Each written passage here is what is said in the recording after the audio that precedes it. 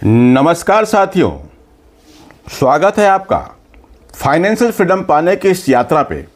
दोस्तों, अकेले पैसे कमाने से कुछ नहीं होगा। जो भी आप पैसा कमाते हैं उसको सही जगह पे इन्वेस्ट करें। जितनी आप कमाते हैं उसमें से थोड़ा सा पैसा इन्वेस्टमेंट के लिए अलग कर दें, तो ही आपका पैसा कमाना सार्थक होगा, जिससे आपका आने वाला कल अच्छा हो सकता है। फाइनेंशियल फ्रीडम सबके जीवन में जरूर होना चाहिए। आर्थिक आज़ादी के बिना जीवन बहुत मुश्किल होता है। इसलिए अगर आपने अभी भी इन्वेस्टमेंट शुरू नहीं किया है तो आज से ही कर दीजिए। आज से ही अपना इन्वेस्टमेंट प्लान बनाइए, फाइनेंशियल फ्रीडम पाने की प्लानिंग बनाइए। जितना आप लेट करेंगे उतना आपका इन्वेस्टमेंट कम होगा और आपको ज़्यादा कीमत चुकानी पड़ेगी। इसलिए आज ही इन्वेस्टमेंट को शुरू कीजिए। इन्वेस्टमेंट के नाम पर बैंक की आरडी, एफडी, एलआईसी यहाँ मत जाइए, बल्कि भारत के बिजनेस में पैसा लगाइए। भारत की उन कंपनियों के बिजनेस में पैसा लगाइए जहाँ पर आपका पैसा ग्रोथ होगा। मैं बार बार कहता हूँ, बैंक की एफडी, आरडी, एलआईसी क्या रिटर्न देंगी आपको? 5%, 6%। जो पैसा आप इन जगहों पे लगाते हैं वो पैसा आखिर जाता कहाँ है? वो सारा का सारा पैसा शेयर मार्केट, म्यूचुअल फंड में ही जाता है। तो दोस्तों, चलिए शुरू करते हैं आज का वीडियो। आज कुछ प्रश्न लेता हूं। मेरे पास बहुत से ऐसे प्रश्न आ रहे हैं जिसमें मैं देख रहा हूं कि लोगों ने म्यूचुअल फंड की शुरुआत तो करी, इन्वेस्टमेंट शुरू तो किया है, लेकिन कई लोग सिर्फ एक फंड या कोई स्मॉल कैप या कोई मिड कैप फंड लेके बैठे हैं। तो मैं उनसे कहूँगा कि एक फंड मत लीजिए। अगर आप 1000 रुपये महीने की एसआईपी कर रहे हैं तो 500 रुपये की एसआईपी 2 फंड में कीजिए। 2000 रुपये की एसआईपी कर रहे हैं तो 500 रुपये की एसआईपी 4 फंड में कीजिए। इससे आपका पोर्टफोलियो बैलेंस बना रहेगा। तो हाँ दोस्तों, वीडियो में आगे बढ़ने से पहले आपसे मेरा एक निवेदन कि प्लीज़ चैनल को सब्सक्राइब कर दीजिए और हाँ, नोटिफिकेशन बटन को ऑन कर दीजिए, जिससे मेरे सारे वीडियो सबसे पहले आपको देखने मिले। और आपके मन में म्यूचुअल फंड से लेके कोई भी सवाल हो तो कमेंट बॉक्स में जाकर लिखिए। मैं आप सबके सवाल पढ़ता हूँ और सबका जवाब देता हूँ। कई लोगों के जवाब मैं वीडियो में नहीं दे पाता, लेकिन उनके कमेंट के नीचे रिप्लाई जरूर कर देता हूँ। पर आज कुछ सवाल मैं वीडियो में ले रहा हूँ। तो देखिए, मेरे पास एक सवाल आया है तारकेश्वर यादव जी का। ये इन्होंने कहा है कि sir, small cap, mid cap, large cap, ये तीनों फंड के बारे में एक वीडियो जरूर बनाएं। तो देखिए तारकेश्वर जी और सभी लोग, मिड कैप और लार्ज कैप, स्मॉल कैप ये क्या है? तो कैप का मतलब उनका कैपिटल, उनकी पूंजी, उसके आधार पर इसको बांटा गया है। तो स्मॉल कैप, मिड कैप और लार्ज कैप, मेन 3 फैक्टर में उनको बांटा गया है। तो सबसे पहले आता है large cap. Large cap company किसको कहा गया है? सेबी के द्वारा, जो इसको रेगुलेट करती है संस्था गवर्नमेंट की, उसके द्वारा डिफाइन किया गया है कि जिस कंपनी का मार्केट कैप 20,000 करोड़ रुपए से ज़्यादा है उसे लार्ज कैप कंपनी कहा गया। और मिड कैप, जिस कंपनियों का मार्केट कैप 5,000 करोड़ से लेके 20,000 करोड़ तक है, उन कंपनियों को मिड कैप की कैटेगरी में रखा गया। और स्मॉल कैप यानी, अच्छा, ये लार्ज कैप में 100 कंपनियों को रखा गया है। और उसके बाद जब म्यूचुअल फंड की बात करें तो लार्ज कैप में ये 100 कंपनियां मान लीजिए, और उसके बाद 101 से लेकर के 150 तक, यानी कुल 150 कंपनियां जो और हैं, इनको मिड कैप में रखा गया है। और इसके बाद जितनी कंपनियां नीचे हैं, लगभग 5,000 से ज़्यादा कंपनियां और हैं, उनको स्मॉल कैप में रखा गया है।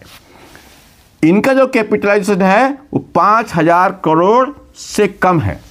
जिन कंपनियों का कैपिटल 5,000 करोड़ से कम है उनको स्मॉल कैप कहा गया है।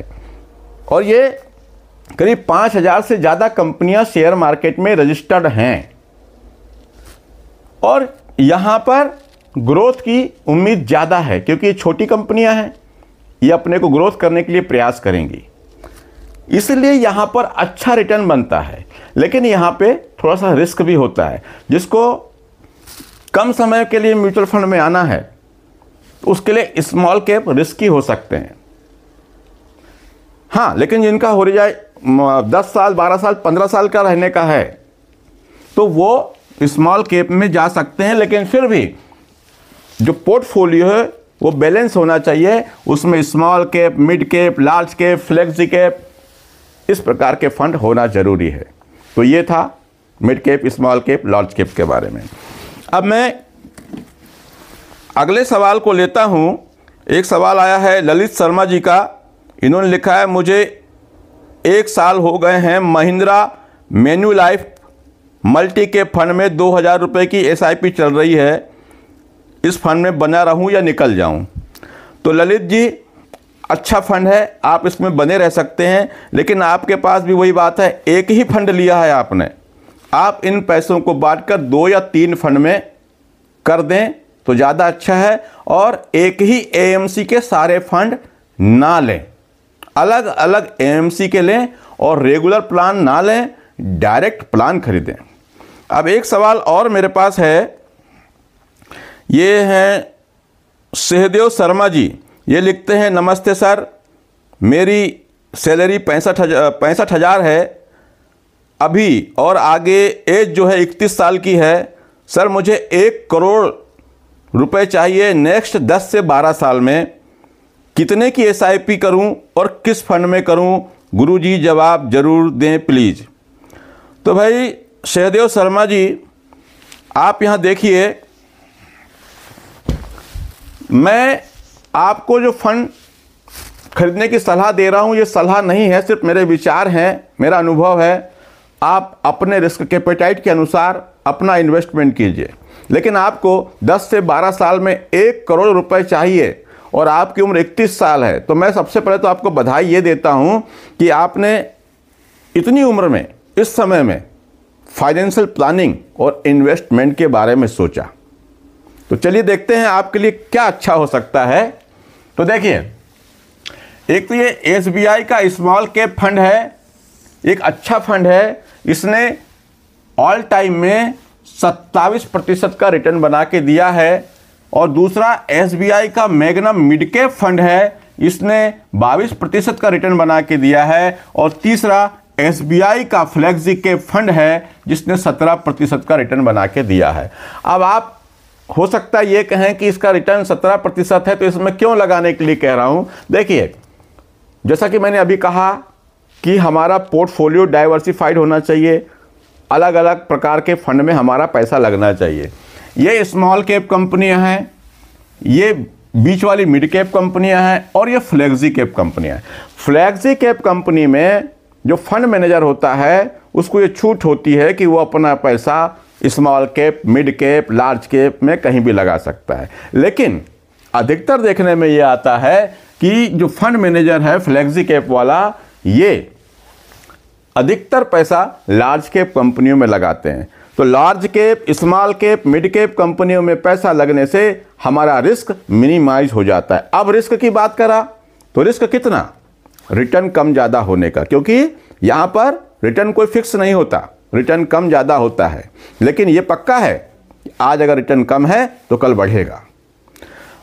अब आप कहेंगे कि मैं अभी कह रहा था कि एक ही AMC के सारे फंड नहीं लेना, फिर भी मैंने यहाँ 3 फंड SBI के बता दिया। वो ऐसा इसलिए कि अधिकतर लोग जो है ना वो SBI को जानते हैं, पहचानते हैं, उस पर विश्वास करते हैं। लेकिन मैं एक ही कंपनी के, एक ही AMC के सारे फंड ना रखता हूं और ना किसी को सलाह देता हूं। लेकिन अगर आपको डर नहीं लगता, आप समझते हैं, तो जरूरी नहीं है कि आप इसको छोड़ दीजिए तीनों फंड को और इस तरह के फंड लीजिए, तो आपका पोर्टफोलियो ज़्यादा अच्छा तैयार होगा। Nippon India small cap fund 29% का return CAGR, HDFC mid cap opportunity fund 24% का return, Motilal Oswal mid cap 27% का रिटर्न, पराग पारिक फ्लेक्सी कैप 21% का रिटर्न। और अगर आप थोड़ा सा और रिस्क ले लेते हैं तो वैसे तो आप ये 4 फंड में अपना पैसा लगाइए, लेकिन मैं कहूँगा अभी आपकी एज बहुत ज़्यादा नहीं है, आप थोड़ा सा रिस्क ले सकते हैं और लेना भी चाहिए। तो आप एक और स्मॉल कैप फंड ले लीजिए, SBI स्मॉल कैप फंड। जब आप ये फंड 5 फंड ले लेते हैं और 5 फंड में आप अपना पैसा बराबर बराबर करके लगा दीजिए। हाँ, इस फंड में आप लमसम नहीं कर सकते, इन्होंने पता नहीं क्यों लमसम करके बंद रखा है। इस फंड में भी आप लमसम पैसा नहीं डाल सकते, यहाँ सिर्फ SIP कर सकते हैं, यहाँ भी सिर्फ SIP कर सकते हैं, यहाँ पर आप लमसम पैसा नहीं डाल सकते। तो चलिए देखते हैं कि आपको 10 से 12 साल में 1 करोड़ रुपए चाहिए तो आपको कितना इन्वेस्टमेंट करना पड़ेगा और कितना रिटर्न मिलेगा। तो देखिए, आपको हर महीने 20,000 रुपये की SIP करनी पड़ेगी।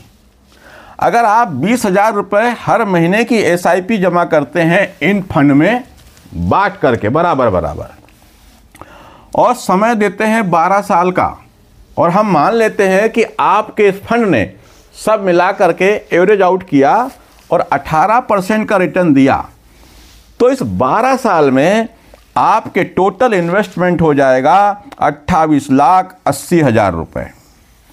और 18% से अगर इसका हम रिटर्न कैलकुलेट करें तो ये रिटर्न मिलेगा आपको 73,14,882 रुपये। और हम आपका इन्वेस्टमेंट और जो मिल सकता है रिटर्न उसको प्लस कर दें तो आपका फंड तैयार होता है। टोटल वैल्यू होती है 1,01,94,882 रुपये, यानी 1,02,00,000 रुपये। लेकिन मैं आपको एक सुझाव और दूंगा, और वो सुझाव ये है कि आपको अगर यहाँ पर इन पैसों की आवश्यकता ना हो, इन पैसों को निकालने की आवश्यकता ना हो और आप SIP नहीं करना चाहते तो भले ही आप SIP बंद कर दें, लेकिन इस पैसे को या तो SIP चलने दें, और नहीं कर सकते तो इन पैसों को 1 साल 2 साल और छोड़ दीजिए उसी फंड में, फिर आप देखेंगे कि आपका रिटर्न कितना अच्छा बनता है। तो ये तो मैंने आपको बताया 1,02,00,000 रुपये बनाने का प्लान, लेकिन सब कुछ मार्केट के ऊपर डिपेंड करता है। रिटर्न अगर 18% मिला तो ये स्थिति बनेगी, लेकिन अगर मार्केट कभी कम ज़्यादा हुआ तो रिटर्न थोड़ा सा कम भी बन सकता है, क्योंकि यहाँ पर रिटर्न फिक्स नहीं है। डरना मना है, बिल्कुल इन्वेस्टमेंट करना है। तो अब आप क्या करें,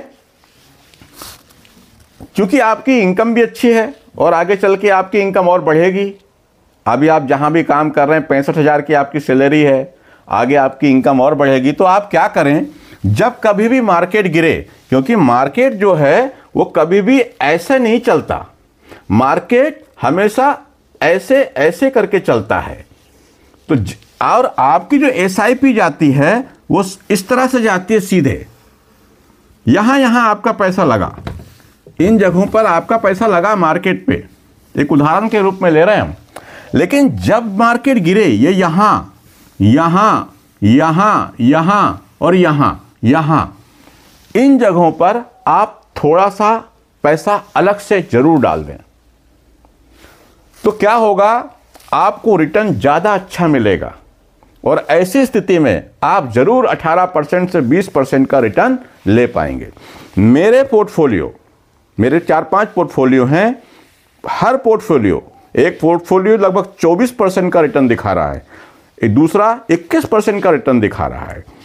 कारण क्या कि मेरी SIP लगातार चलते रहती है और मैं थोड़ा सा फंड बचा के रखता हूं। हालांकि मार्केट को कोई टाइम नहीं कर सकता, लेकिन फिर भी मैं रखता हूं, और जब कभी भी मार्केट गिरता है तो मैं ऐसी जगह पे इन्वेस्टमेंट अपना टॉपअप के रूप में और कर देता हूं। जैसे अभी बीच में पिछले महीने मार्केट गिरा, मैंने अच्छा खासा पैसा म्यूचुअल फंड में डाला। तो इस तरह से भी आप अगर करते हैं तो आपको अच्छा रिटर्न मिलेगा। और मैं बार फिर से कह रहा हूं कि अगर इन पैसों की आवश्यकता आपको ना हो जिस उद्देश्य के लिए आप ये 1 करोड़ रुपए जमा कर रहे हैं, ये 12 साल के बाद 1 साल 2 साल और अगर रोक देते हैं तो मुझे लगता है, और एसआईपी बंद भी कर देते हैं, 2 साल 3 साल रुक जाते हैं और मार्केट अच्छा चल जाता है, तो यही पैसा आपका लगभग 1.5 करोड़ रुपए तक हो सकता है।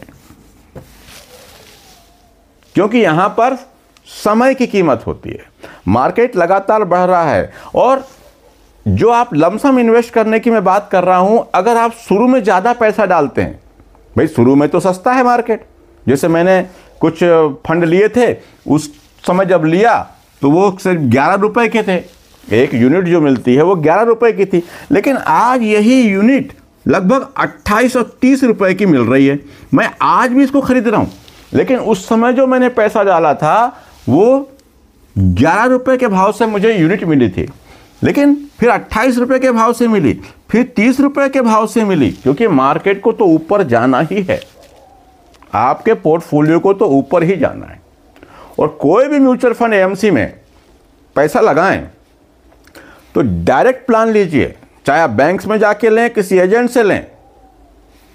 पहली बात तो एजेंट और बैंक से ना लें, अपने मोबाइल में ऐप डाउनलोड करें, उससे करें, क्योंकि बैंक और एजेंट आपको वो प्लान देंगे जिसमें उनका फ़ायदा ज़्यादा है, जिसमें उनका कमीशन ज़्यादा है, और जब उनका कमीशन ज़्यादा है तो उसकी भरपाई किससे होगी? आपसे होगी। उनके जो एक्सपेंस रेशो हैं वो हमेशा ज़्यादा रहते हैं, 1 से 1.5% का, और ये 1% 1.5% आपके पोर्टफोलियो को, आपके पैसे को लंबी चोट देता है। इसीलिए मैं किसी को भी कोई रिकमेंड नहीं करता, मेरे वीडियो सिर्फ एजुकेशनल पर्पस से होते हैं, फिर भी आप अपने निर्णय के अनुसार, अपने रिस्क के एपेटाइट के अनुसार, अपने फाइनेंशियल एडवाइजर से सलाह लेकर के इन्वेस्टमेंट कीजिए। हाँ, आपके कोई भी सवाल हो म्यूचुअल फंड से संबंधित तो कमेंट बॉक्स में जाकर जरूर लिखें, मैं आपके हर सवाल को पढ़ता हूं और सबके जवाब देता हूं। चैनल को सब्सक्राइब करना मत भूलिएगा, क्योंकि आप लोग वीडियो देखने में ऐसे मग्न हो जाते हैं, 15-15, 20-20 हज़ार लोग वीडियो देखते हैं, लेकिन सब्सक्राइब नहीं कर पाते, लाइक नहीं करते। हम लोग भी आपके लिए मेहनत करते हैं। मेरा निवेदन है, कृपया चैनल को सब्सक्राइब कर दीजिए, नोटिफिकेशन की बटन को ऑन कर दीजिए, जिससे मेरे सारे वीडियो सबसे पहले आपको देखने मिले। और आपके कोई कमेंट हो तो कमेंट बॉक्स में लिखिए। आज के लिए इतना ही। नमस्कार, जय हिंद, जय भारत।